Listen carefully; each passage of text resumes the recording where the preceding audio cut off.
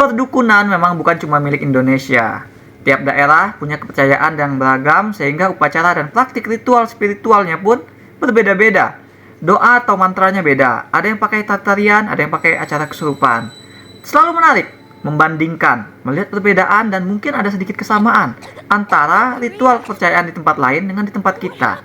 Apalagi Exhuma karya Jae-hoon Jang dari Korea Selatan ini tidak hanya bicara tentang klinik pengusiran setan saja, melainkan menjadikan elemen supernatural itu sebagai titik awal penggalian historis kebangsaan mereka. Jadi bukan hanya soal ritual pendukunan yang bisa kita bandingkan di film horor ini.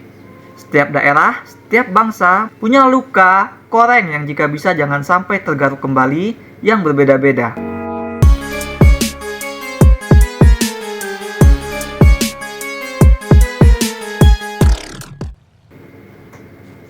Pasangan dukun pengusir hantu harus bekerja sama dengan seorang pengurus jenazah dan ahli geomancer. Dari film ini aku baru tahu kalau geomancer itu artinya ahli feng shui. Saat mereka menerima kerjaan dari keluarga old money Korea Selatan yang tinggal di Amerika. Kerjaan bukan sembarang kerjaan. Sumber masalah keluarga yang dihantui itu bisa jadi adalah si kakek buyut yang dulu dimakamkan di sebuah bukit. Jadi 4 karakter sentral kita bermaksud melakukan penyucian dengan menggali makam di bukit tersebut, memindahkan jenazahnya. Tapi upacara mereka yang awalnya tampak sukses membawa mereka kepada masalah yang bahkan lebih misterius dan lebih membahayakan lagi daripada sekedar soal arwah penasaran. Mengambil latar dunia modern, Exhuma memang tampak mengincar penekanan pada perspektif masa sekarang, diajak untuk looking back atau katakanlah menggali masa lalu. Film ini paham gimana fascinatingnya bagi kita untuk melihat lebih dekat tradisi ritual-ritual. Benturan dari keduanya itu digambarkan pula lewat desain karakter. Dukun yang digambarkan sebagai anak muda yang modis. Mereka ini dibikin punya style khas tersendiri. Semua dengan ritual yang mereka lakukan, semua itu always delightful to see. Tertampil intens dan misterius, tapi juga tetap terasa anggun, majestic. Begitulah mereka terpotret alih-alih tergambar sebagai dukun tradisional yang kuno lah, yang dituakan. Jikapun ada karakter tua, seperti Kim Sang-deok, si bapak ahli feng shui, yang memang jadi karakter yang paling banyak tahu dan punya pemahaman paling tinggi terhadap apa yang sedang mereka tangani dan apa yang harus mereka lakukan. Tapi film memastikan karakter ini tetap unik dan tidak pernah hanya menjadi sekedar eksposisi. Sudut pandang dan prinsipnya terus digali. Dia diberikan kebiasaan yang membuat dia tuh mencuat dan memorable. Film berhasil membuat 4 karakter sentral di cerita tidak stereotip ataupun tidak juga terlalu archetype, ya kan? Karena bahkan anggota mereka yang fungsinya untuk memperingan suasana aja diberikan aspek menarik. Ada adegan yang bermain-main dengan ekspektasi kita terhadap karakternya. Nah, permulaan itu sudah sedemikian baik sebenarnya. Kita disuguhi arahan dan penulisan yang benar-benar tahu apa yang mau diutarakan, yang benar-benar punya something to say. Lalu datanglah resiko yang mereka putuskan untuk mereka ambil. Exhuma dengan cerita orang pintar yang mengusir setan, memecahkan misteri supernatural melawan setan lalu save the day, basically bisa dibilang masuk ke dalam format cerita kemenangan pahlawan gitu. Hollywood biasanya cerita-cerita kayak gini, cetakan strukturnya adalah bagian midpoint adalah bagian pertempuran pertama, dan pada saat ini biasanya akan ada semacam kekalahan ataupun ketidakmampuan yang disadari oleh protagonis.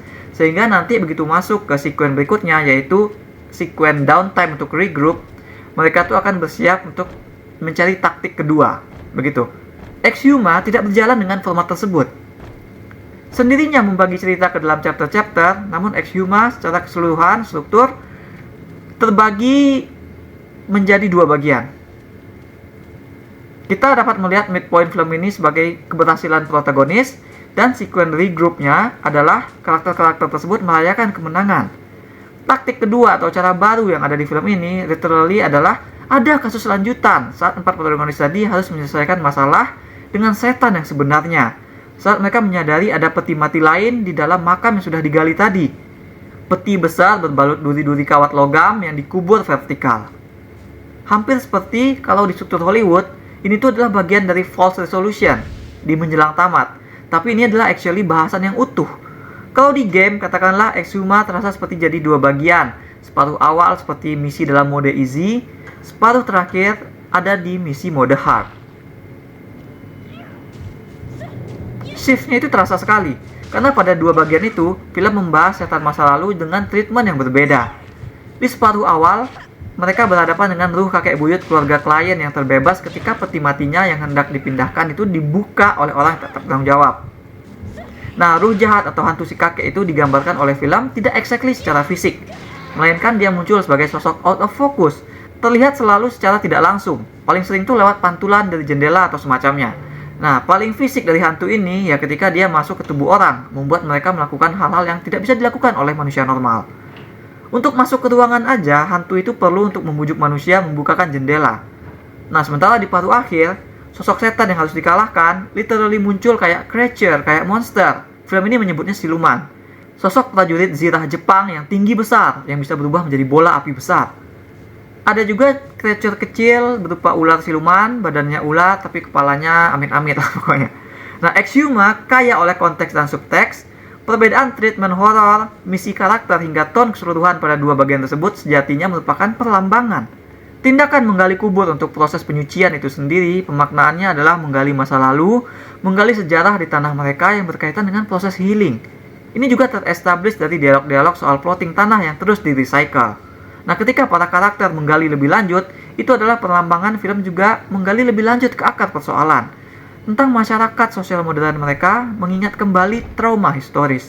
Bagi kita yang bukan orang Korea atau juga mungkin tidak banyak tahu soal negara itu, jelas film ini bisa jadi pembelajaran yang ekstra bahwa Korea Selatan dulu terlibat seteru dengan Jepang. Nah, persoalan dua negara ini pun sudah dari awal dilandaskan oleh film ketika Hwarim disangka orang Jepang oleh pramugari. Nah, adegan yang ngeset Hwarim bisa berbahasa Jepang itu sekaligus juga menanamkan bahwa tentang dua negara inilah sebenarnya bahasan akan mengarah. Masa lalu itu keras kepala. Kita kubur pun masa lalu akan tetap berada di dalam situ, menunggu orang-orang yang tepat datang untuk menggalinya. Dan thing about menggali masa lalu adalah punya sisi baik dan punya sisi buruk. Sisi baiknya kita bisa mengingat kembali sejarah. Sisi buruknya ya kita jadi teringat kembali sama sejarah. Yang pasti ada alasannya untuk ingin dilupakan in the first place. Nah, film menunjukkan dalam balutan wacana tanah yang semakin sering dijual begitu saja kepada orang-orang kaya, bahwa kini adalah urgent untuk mengingat kembali luka itu demi persatuan mereka. Nah, melihat lewat lensa desainnya tersebut, kita jadi bisa sedikit meraba apa yang sebenarnya diincar dari film membuat plot seperti terbagi dua seperti ini. Ya kan, dalam konteks sana aku membayangkan plot film itu kayak sesar normal gitu. Ada patahan yang satu ke atas, satu ke bawah gitu. Saat memikirkan alur film ini. Pertama, film ingin audiens negaranya untuk bercermin. Hantu kakek yang seringkali berupa pantulan atau cerminan, seperti perlambangan bahwa hantu masa lalu itu adalah masing-masing mereka secara kolektif. Like, film ingin bilang bahwa yang terkubur di tanah itu adalah milik mereka bersama, baik maupun buruknya. The Land of South Korea, ya kan? Dan tanah tersebut sekarang dihantui, seperti dulu pernah dihantui oleh momok bernama Jepang. Nah, perayaan individu di midpoint film tadi adalah pengingat bahwa mereka tuh harus menggali lebih dalam, bersama-sama. Karena momok itu bisa saja kembali jadi ancaman yang nyata, seperti siluman prajurit Jepang kembali menapak di hutan mereka. Perjuangan fisik 4 karakter di sentral di akhir, mereka mencari pasak, ngasih sesajen ikan, pakai kerjasama dengan segala cabang ilmu dukun, demi mengalahkan siluman tersebut adalah hal yang harus mereka lakukan untuk menjaga tanah atau negara mereka. Bahwa mereka harus bekerja sama dan menjadi layaknya keluarga, seperti gimana 4 karakter sentral ended up di akhir cerita. Tapi walau bergerak mantap terukur dalam desain dan konteksnya, resiko tetaplah resiko. Pembagian dua bentuk horor tersebut terasa sangat drastis dan pergeseran tone tersebut dapat terasa mengganggu bagi penonton. Setidaknya membuat penonton jadi membandingkan bagian mana yang lebih asik, bagian mana yang lebih bosan. Film sebenarnya melakukan pengembangan dengan sangat baik, well designed. Kita melihat karakter sentral mencapai puncak vulnerabilitas masing-masing saat melawan siluman di separuh akhir. Dramanya enak di paruh akhir sebenarnya. Hanya saja di paruh ini akan kalah seram ketika penonton membandingkannya dengan paruh awal. Saat film mengerahkan craft-nya maksimal untuk membangun adegan-adegan horor, adegan-adegan yang lebih mudah dicerna dan dirasakan kengeriannya oleh sebagian besar penonton. Sementara bagian lawan siluman terasa lebih bombastis, lebih fantastis gitu. Meskipun memang film cenderung untuk lebih bersandar kepada efek praktikal yang juga dibikin dengan well done. Dua hal yang sebenarnya tetap saling menyambung itu tetap akhirnya terasa seperti dua hal yang kontras berbeda oleh penonton.